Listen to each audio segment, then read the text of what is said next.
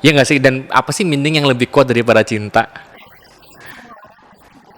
Dan semua orang juga membutuhkan cinta ya. Dan mungkin di sini juga orang akan lebih termotivasi barangkali ya. Karena oke, ini menarik nih kalau ngomongin cinta pasti akan panjang banget ya. Tapi intinya adalah somehow ini satu tips yang menarik sekali lagi bisa kita coba nih bareng-bareng buat teman-teman yang lagi ngedengerin podcast ini bahwa kalau kita mengalokasikan keuangan kita itu nggak melulu hanya sekedar mengalokasikan berarti kan, tapi kita bisa put love, kita bisa hadirkan cinta. Selamat datang di Aku Hari Ini.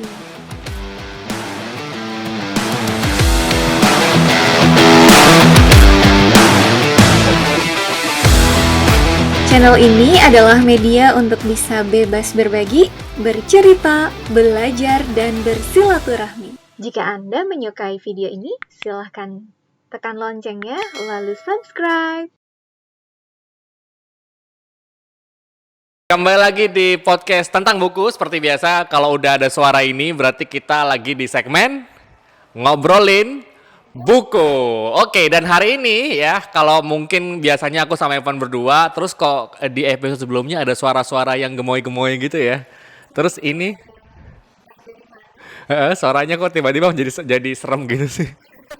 Jadi yang biasa ada suara-suara gemoy-gemoy gitu, dan sekarang suara gemoy itu muncul lagi. Iya, jadi seperti biasa, nggak biasa sih ya sebenarnya ya. Hari ini lagi-lagi ada, siapa? Oh, tau gak sih kalau orang Jawa ai itu artinya apa? Aja. Teteh aja berarti. Ada teteh aja hari ini dan kita akan ngebahas satu buku lagi nih ya. Kita akan ngobrolin satu buku yang judulnya itu provokatif. Iya kan ngajak orang buat bukan masuk neraka. Kan ngabisin duit kan boros kan masuk neraka. Jauh banget ya. Jadi kita akan ngebahas yang ngobrolin satu buku yaitu Tara Ladies Ladies eh, belanjakan saja semua uangmu. Tuh. Oh gitu. Oh oke. Jadi buat siapapun ya. Tapi judulnya ini jujur aku waktu tadi lihat ini judulnya kenapa kayak gini itu tuh agak sedikit ini buku nggak salah nih gitu. Nggak, maksudku kan gini ya. Kalau mungkin karena nggak biasa kan orang kan lihat dari judulnya gitu kan. Terus kalau aku sih waktu ngelihat judulnya ini biasa kan kalau waktu kecil dulu kita disuruh nabung ya. Ini malah oh berarti ini nggak biasa ya, suruh belanja ya, astagfirullah.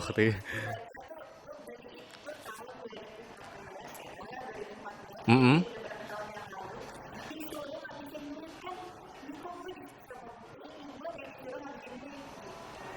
Oke, provokasinya di situ. Oke, ini tapi jadi penasaran karena aku juga jujur tadi hanya bisa skimming dikit ya, cuman bisa skimming dikit.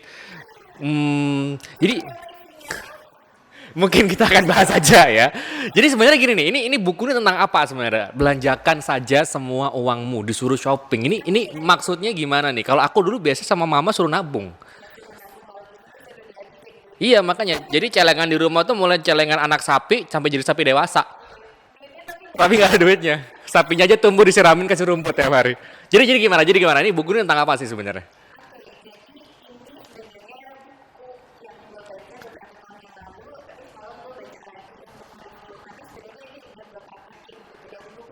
Hmm, iya.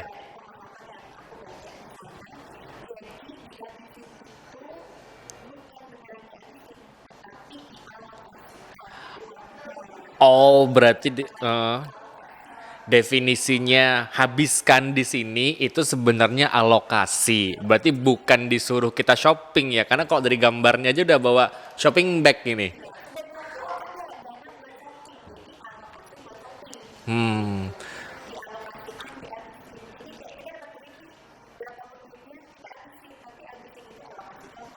oke. Nah, ini menarik nih. Tapi aku sebelum kita bahas lebih jauh tentang buku ini, aku justru penasaran satu hal. Kenapa Anda membeli buku ini? Kenapa Anda memutuskan untuk membaca buku tentang alokasi keuangan tadi? Atau mungkin kita bisa bahasain dengan apa ya? Mengatur keuangan ya? Atau apa ya? Mengatur keuangan ya. Oke, kenapa kau baca buku ini? Tahun 2014 kita coba refleksikan dulu deh.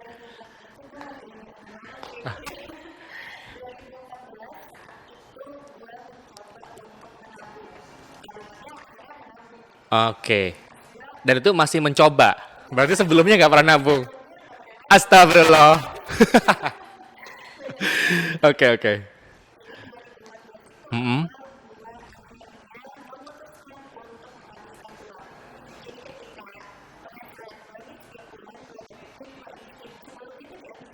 Literally dihabiskan.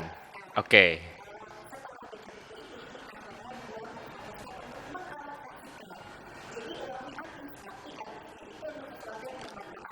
Oke. Itu kayaknya case-case yang ini ya, sorry. Itu kayaknya case-case yang anak zaman sekarang gitu nggak sih? Kalau kalau merefleks, enggak. Jadi zaman dulu bener-bener kayak merefleksikan eh, diriku beberapa tahun yang lalu pun kayaknya sama gitu ya. Gaji itu tanggal 15 sudah ngep-ngepan biasanya. Diubah dibelanjain semua. Oke, oke, oke. Jadi gimana? Oh enggak lah, kalau saya mah 15 koma. Ada 5 hari dikit. Iya, habis itu makan Indomie. Hmm. Oh gitu, berarti langsung nggak makan habis itu. Indomie full sebulan. Jadi jadi kalau aku penasaran akhirnya. Jadi kan itu kan sebenarnya masalah yang mungkin dihadapin untuk orang-orang yang terutama baru kerja, baru dapat gaji, apalagi gaji pertama. Oke lah kalau gaji pertama kalau buat aku oke lah ya, kan kita perlu mengapresiasi diri kan setelah proses mencari kerja dan lain sebagainya. Tapi setelah itu somehow beberapa kali aku perhatikan dan aku juga mungkin merefleksikan di diri sendiri pun juga akhirnya kebablasan gitu kan.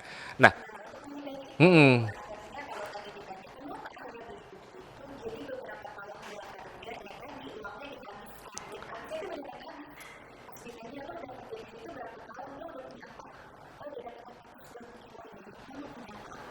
sedih. Sama.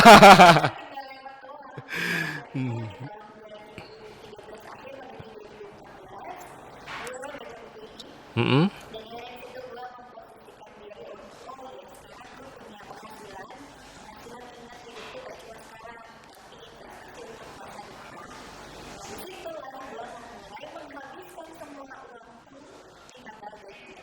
Nah, ini menarik nih. Kalau dulu menghabiskannya habis bis ya. Nah, kalau sekarang dihabiskan di tanggal gajian dalam artian berarti ini dialokasikan gitu kan. Nah, ini yang menarik adalah ada yang beda nggak habis baca buku ini. Jadi setelah baca buku ini yang kamu lakuin tuh apa gitu. Penasaran nih jadinya nih.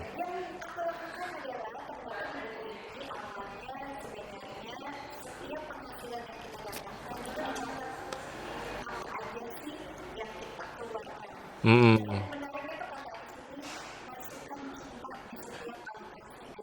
Maksudnya gimana ya?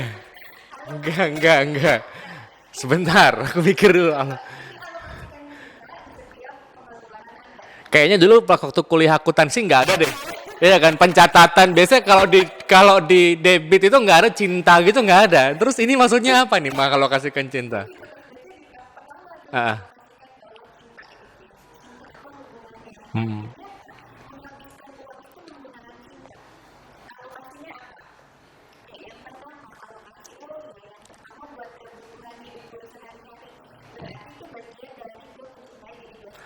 Oke. Mm-mm.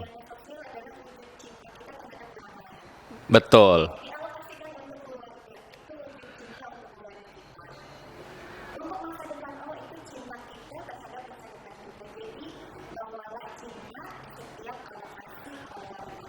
Berarti ini kita kayak semacam ini kali ya menciptakan sebuah arti.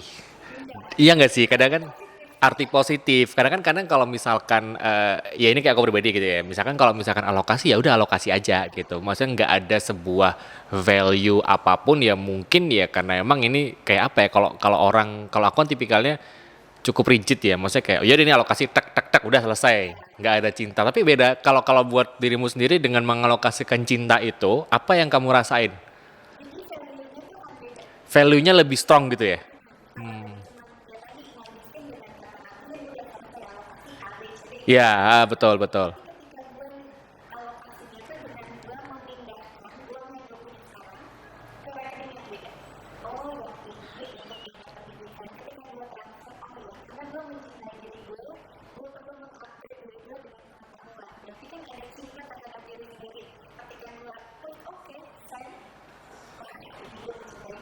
Oke.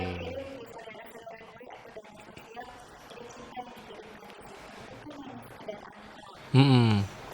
Dalam sih, tapi itu bener ya. Maksudnya barangkali ini bisa jadi salah satu tips yang menarik juga. Biar karena ya somehow kadang kita perlu sebuah meaning untuk doing something gitu kan. Ya nggak sih? Dan apa sih meaning yang lebih kuat daripada cinta? Dan semua orang juga membutuhkan cinta ya. Dan mungkin di sini juga orang akan lebih termotivasi barangkali ya. Karena ya nggak sih? Tapi kalau dirimu merasa lebih termotivasi nggak dengan setelah tahu dengan love cinta-cinta ini?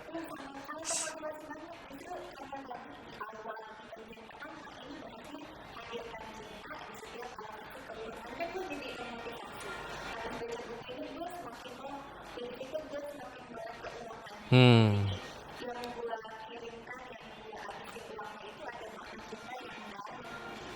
Oke, ini menarik nih kalau ngomongin cinta pasti akan panjang banget ya. Tapi intinya adalah somehow ini satu tips yang menarik sekali lagi bisa kita coba nih bareng-bareng buat teman-teman yang lagi ngedengerin podcast ini bahwa kalau kita mengalokasikan keuangan kita itu nggak melulu hanya sekedar mengalokasikan berarti kan, tapi kita bisa put love, kita bisa hadirkan cinta, cinta dalam artian di sini kita membuat sebuah meaning dalam apa yang kita lakukan itu ya.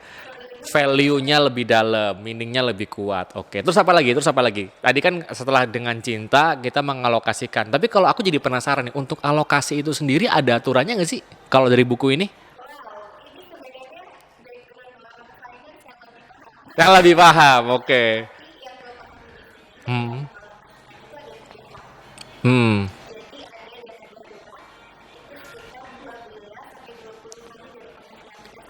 12 sampai 20 kali dari penghasilan. Oh, oke.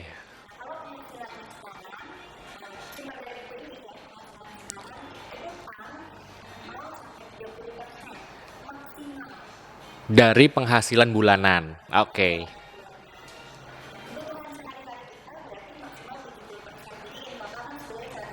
Betul.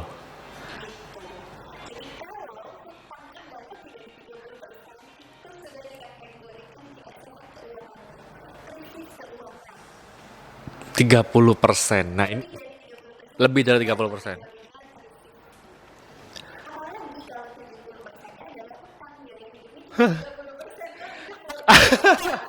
Berarti ya cinta nggak ada juga sih ya. Tapi iya juga sih. Maksudnya kadang-kadang nah ini nih, ini kan akhirnya jadi satu apa ya? Barangkali kalau aku lihat ini jadi sebuah rem juga buat orang-orang. Karena kan somehow gini nih, ini yang menarik ya. Kalau misalkan kita berbicara tentang kartu kredit, loh iya nggak sih? Apa yang menarik coba?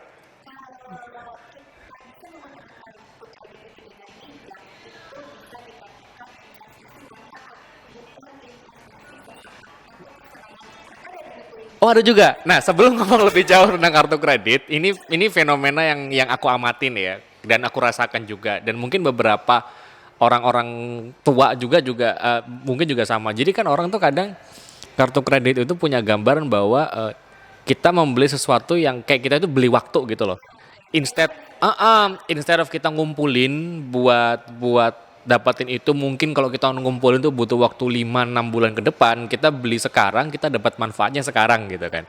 Itu kan yang biasa orang eh, mindsetnya dalam kartu kredit dan kadang juga kalau 0% cicilannya tambah, tapi kalau aku pribadi kadang melihat itu menjadi sebuah dorongan untuk berperilaku lebih konsumtif. Karena kan kayak biasanya orang itu mau doing something itu ada pain-nya dulu, ini nggak ada pain-nya gitu. Pain-nya di belakang. Kesenangan sesaat, iya bener kan?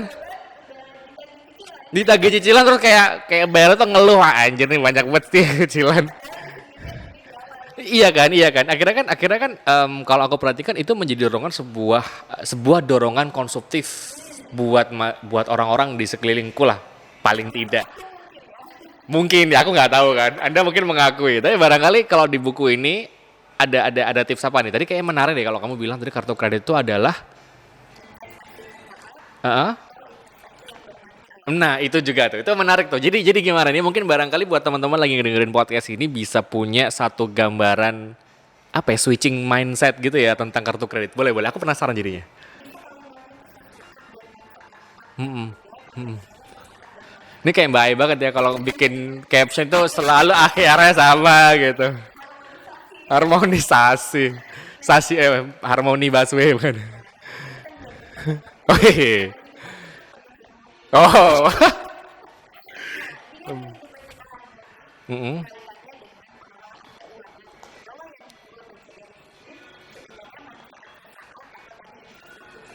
Mm-mm.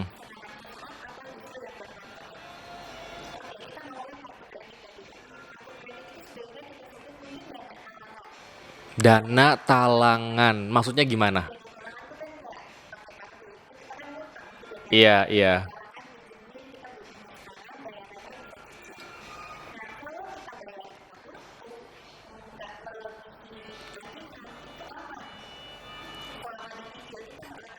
Oh gitu.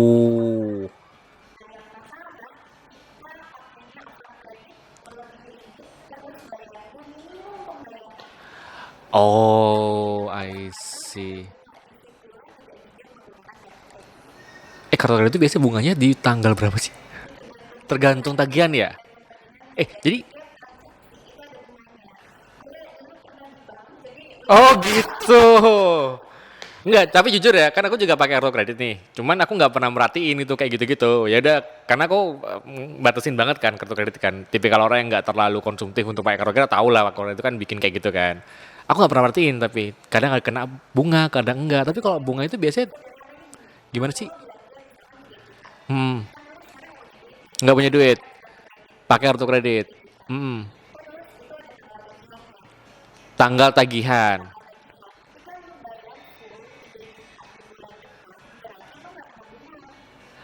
Wah, ah, hmm,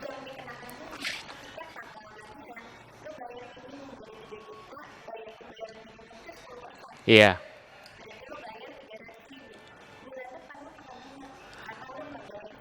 Oh, ada ini ya sisa yang belum kebayar tagihannya jadi bunga ya.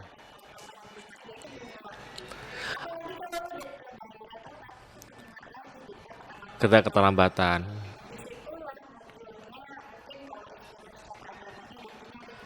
Astagfirullah. Hmm,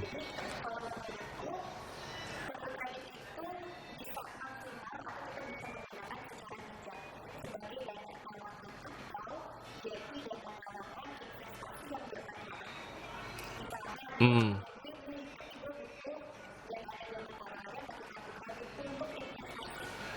Investasi di sini definisinya kayak gimana? Hmm. Oke, itu nggak apa-apa ya.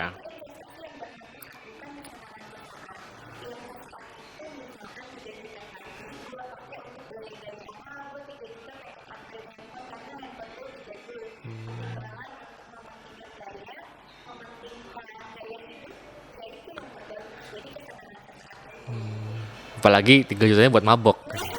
Mantap. Habis itu teler. Teler nggak, teler mabuk, teler nggak bisa bayar. Berarti definisi yang bermanfaat ini tergantung penggunaannya ya. As long as kita menggunakan kartu kredit ini dengan tujuan yang bermanfaat dan ada value masa depan gitu kan, yang isu ada added value di masa depan, dan kita bayarnya tepat waktu itu sebenarnya nggak ada masalah ya. Kalau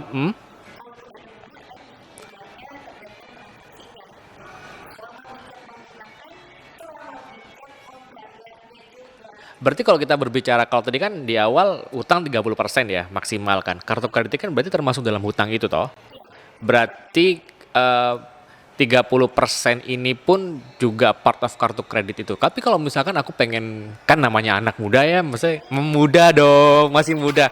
I stay young lah pokoknya lah ya. Meskipun udah hampir menginjak 30, tapi saya selalu merasa yes, umurku berhenti di 25 kalau teman-temanku bilang gitu ya.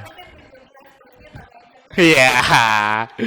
Jadi kalau kita berbicara tentang 30% tadi, itu apakah 30% itu harus untuk hal-hal yang dalam tanda kutip bermanfaat? Atau ya udah 30% ini pokoknya batas keuanganmu sehat gitu? Iya, pendapat aja kan, pendapat. Kita kan ngobrolin buku.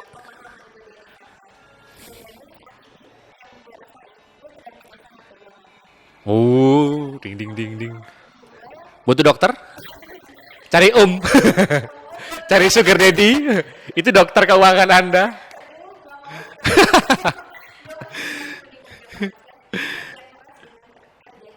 Oh, oke. Siap.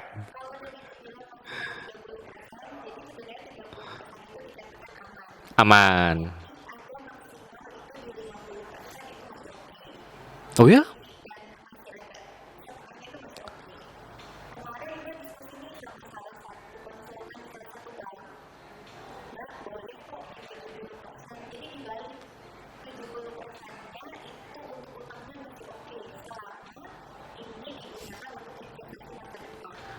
Hmm.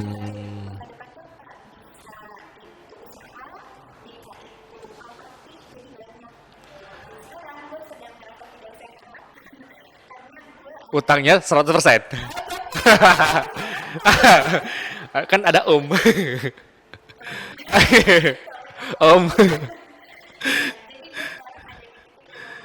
Oh, tak 60% ya.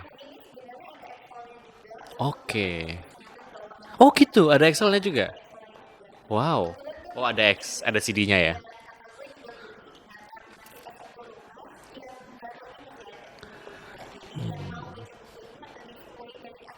Nah, oke. Iya, aku baru nyadar loh ternyata ada Excelnya juga ya. Nah, which is itu kayaknya penting deh karena setauku perhitungan financial check up itu kan something yang lumayan complicated ya. Dan aku juga nggak paham sih apakah keuanganku sehat atau tidak. Boleh. Cuman sih kalau so far sih kalau aku pribadi kayaknya utangku nggak nyampe 30 deh. Atau mentok 30%.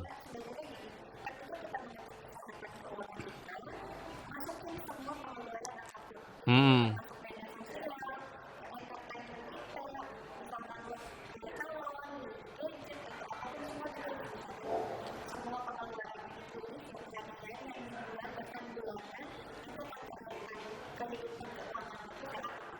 Oke.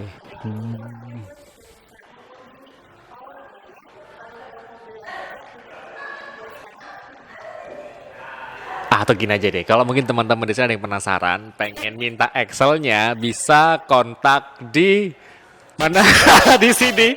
Ntar cek aja di sini pokoknya bisa cek di kolom apa sih kalau di Spotify komentar ya? Bukan komentar apa sih? Description di channel YouTube-nya apa channelnya? Channelnya apa sih? Rohaela atau di podcast tentang buku cek di description nanti akan ada link untuk download Excel buat financial check up teman-teman. Jadi biar kita bisa sama-sama tahu kesehatan ya. Sehat atau butuh om atau buku tante ya boleh. Kalau mau cari aja ya, tapi jangan minta ke kita karena kita tidak berpengalaman ya. Kalau saya sih sehat-sehat aja.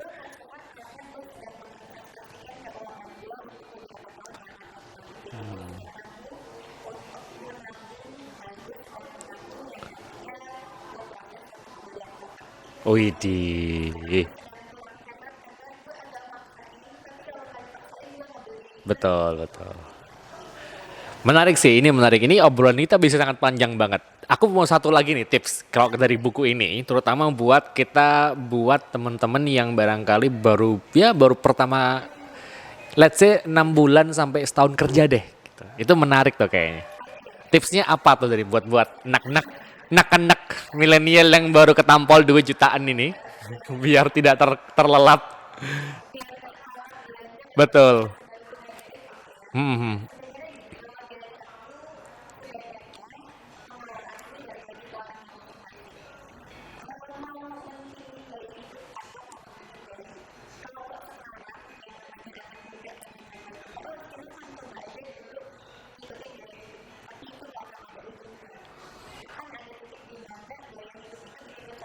Hmm.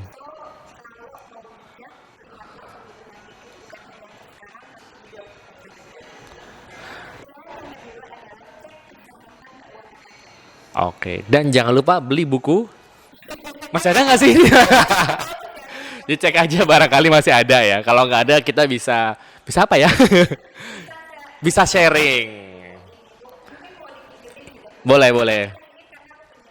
Oh, oke. Jadi Kak Ai akan giveaway di YouTube-nya @airohaela. Make sure teman-teman subscribe dan like. Iya, lumayan ya dapat buku meskipun ya sudah cukup berumur. Tapi justru itu loh buku-buku kayak gini menarik tau. Ada nilai sejarah.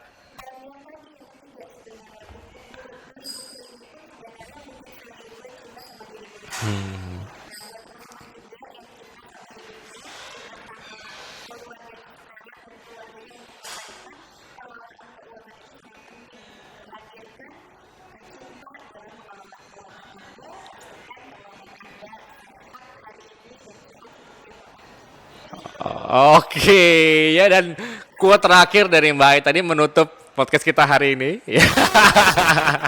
Karena jujur ini panjang banget ya kalau ngomongin financial apa sih namanya? Manajemen keuangan ya. Itu tuh dan memang ini jadi satu topik yang very very hot dan aku yakin teman-teman ini juga buat teman-teman yang barangkali eh, nggak ada waktu terlambat ya anyone anytime yang pengen untuk mulai belajar mengatur keuangan finansialnya bisa teman-teman cari buku di toko buku terdekat manapun bisa juga mencari buku ini dan bisa juga kontak Mbak Ai buat giveaway bukunya. Oke, so thank you teman-teman, ini seru banget tapi kita terpaksa harus cut sampai di sini aja dan see you teman-teman. Jangan lupa tetap dengerin kita di podcast tentang buku dan setiap ada suara renyah seperti ini berarti teman-teman sedang ya.